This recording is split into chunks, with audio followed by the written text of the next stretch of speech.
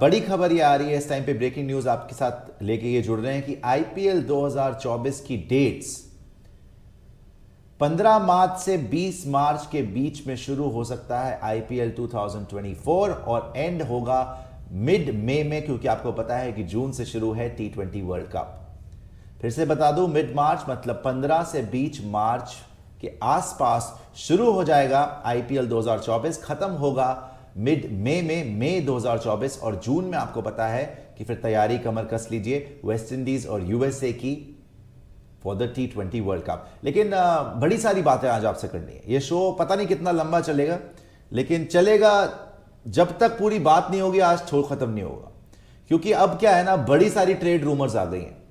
आपको ब्रेकिंग पे ब्रेकिंग मिलेगी इस शो के अंदर, इसीलिए बने रहिएगा स्पोर्ट्स डायरी के साथ। सबसे पहली बात, ऑलमोस्ट 50 प्लेयर्स इस बार ऑक्शन के अंदर आएंगे। ऑलमोस्ट 50 प्लेयर्स ऑक्शन के अंदर अवेलेबल होंगे। उससे भी बड़ी खबर, बहुत बात यह चल रही है, हार्दिक पांड्या मुंबई इंडियंस वापस जा रहे हैं। हार्दिक पांड्या मुंबई इंडियंस वापस जा रहे हैं। आपने अंबानी साहब के साथ पिछले आईपीएल में उनकी तस्वीरें भी देखी थी, जब झपिया वपिया हो रही थी, जब गुजरात टाइटंस जीती थी गेम। हालांकि बाद में मुंबई इंडियंस भी गेम जीती थी। अच्छा जी, हार्दिक पांड्या क्या वाकई मुंबई इंडियंस जा रहे हैं वापस? और अगर हार्दिक पांड्या वापस मुंबई इंडियंस जा रहे हैं तो क्या वो रोहित की कप्तानी में खेलेंगे, या रोहित भी, जैसे सुनने में आ रहा है कि एक स्वैप होगा कि हार्दिक चले जाएंगे मुंबई और रोहित चले जाएंगे गुजरात टाइटंस? अब ये क्या, अगर ये खबर सच है, इतना बड़ा बॉम्बशेल, तो फिर तो मुंबई इंडियंस के फ्रेंचाइज वाले जितने भी हैं, जो उनकी लेगेसी रही है कि भाई महिला जयवर्धना को उन्होंने अभी तक रखा अपने साथ, सचिन तेंदुलकर उनके साथ हैं, कायरन पोलार्ड, बाइज्जत उनको टीम में, मैनेजमेंट में जगह दी, कोचिंग में जगह दी, बोला कि नहीं भाई अब टिम डेविड आ गए हैं, कैमरन ग्रीन आ गए हैं, अपना रोल अब थोड़ा सा और करिए, एमआई को हेल्प करिए। वो तो ऐसी फ्रेंचाइज ही नहीं है कि अपने लेगेसी प्लेयर्स को छोड़ दे। तो कितना दम है इस बात में कि रोहित शर्मा मुंबई इंडियंस छोड़ के जा रहे हैं? और जब इतने जबरदस्त वर्ल्ड कप हुआ है रोहित शर्मा का कि फाइनल भी खेले, कप्तानी भी बढ़िया करी, बैटिंग भी अब तो अच्छी हो रही है, क्या फिर भी मुंबई इंडियंस रोहित शर्मा को जाने देगी?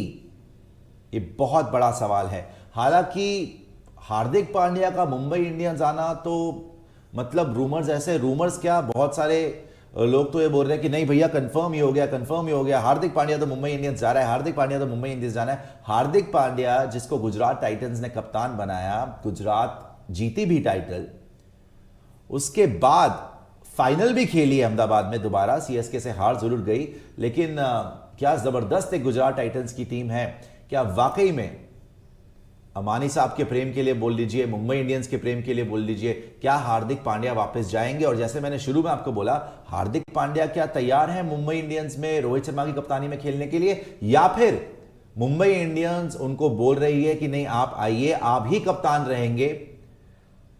और रोहित शर्मा का फिर क्या होता है? क्या रोहित शर्मा हार्दिक की कप्तानी में खेलेंगे एमआई में, या रोहित शर्मा दूसरी फ्रेंचाइज में जाएंगे?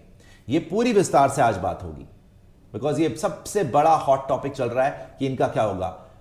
मई में खत्म हो रहा है आईपीएल, शुरू हो जाएगा मिड मार्च में। आपको जैसे बताया 15 से 20 मार्च के बीच में आपका आईपीएल शुरू हो जाएगा। इंग्लैंड टूर आपका खत्म होगा 11 तारीख को, 11 मार्च को England tour of India, 5 test match है आपको पता है। उसके बाद आईपीएल 2024 शुरू हो जाएगा।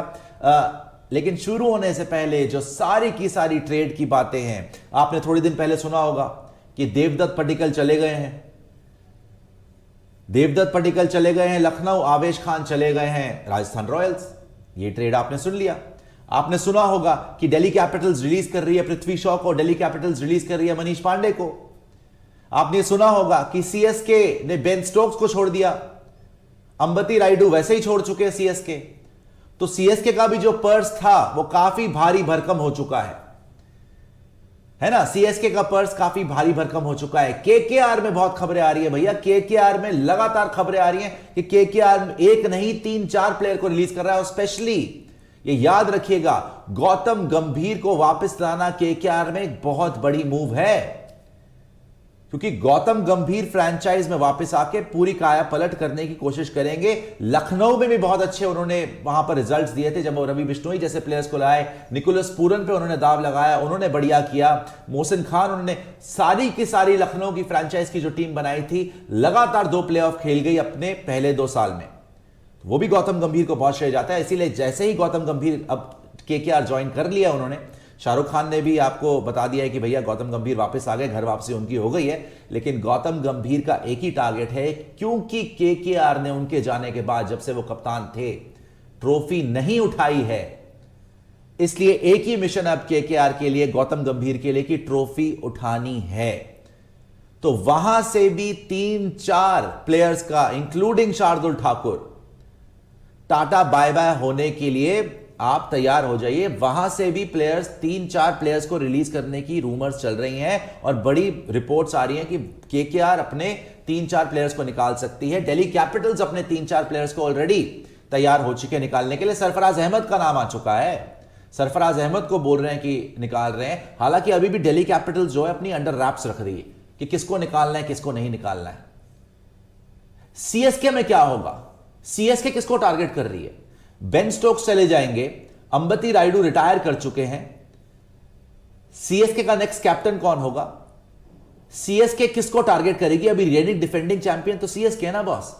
Mumbai Indians, Chennai super Kings. अच्छा, आरसीबी में आ जाओ। आरसीबी में भी यह था कि RCB heavily dependent on Virat Kohli, heavily dependent on Maxwell, है ना, heavily dependent on Faf du Plessis. उसके बाद बैटिंग ही नहीं है, बॉलिंग चल नहीं रही है। आरसीबी का क्या होगा? आरसीबी किसको टारगेट करेगी? बड़े नाम चल रहा था कि भाई रचिन रविंद्रा बेंगलोर आएंगे, बेंगलुरु आएंगे, बेंगलुरु आएंगे, रचिन रविंद्रा। क्या वाकई आरसीबी टारगेट करेगी रचिन रविंद्रा को? बॉलिंग डिपार्टमेंट में क्या होगा आरसीबी का?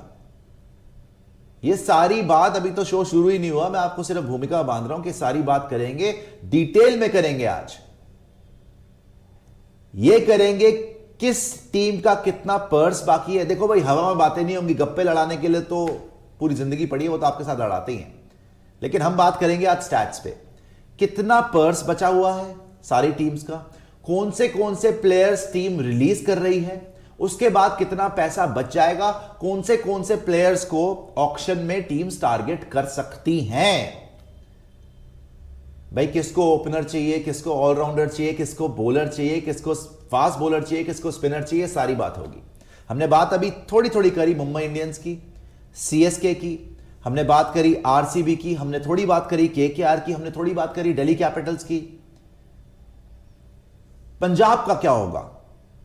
भाई, पंजाब किंग्स ने अभी इतना भारी भरकम हिस्टोरिक फिगर देके सैम करन को खरीदा था, कुछ 18.5 करोड़ मेरे ख्याल से।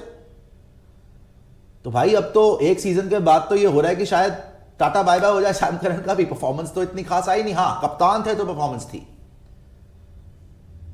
तो सैम करन का भी अच्छा चलता हूं, दुआओं में याद रखना। पंजाब मतलब 18.5 करोड़ इन्वेस्ट करने के बाद उसको छोड़ सकती है। बेन स्टोक्स का पहले ही आपने सुन लिया।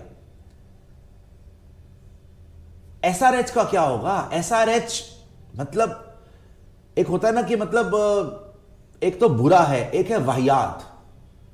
तो एसआरएच के तो ना सर है ना पैर है, समझ ही नहीं आ रही कि हो क्या रहा है वहां पे। मतलब मार्करम आके टॉस में बोल रहा है, अच्छा मुझे नहीं पता ये प्लेयर अवेलेबल है नहीं है, टीम में क्या है, कप्तान है वो, कोई सर पैर नहीं है। जो अच्छे खासे चल भी रहे थे, राहुल त्रिपाठी वगैरह, उनकी भी हालत खराब हो गई। राजस्थान रॉयल्स, भाई राजस्थान रॉयल्स संजू सैमसन की कैप्टनसी में एक फाइनल खेल गए, उसके बाद प्लेऑफ्स नहीं जा पाए। अच्छी खासी टीम थी, बुरी तरह आरसीबी से हार गए, एक तरीके से चोक कर गए बोल सकते हैं आप।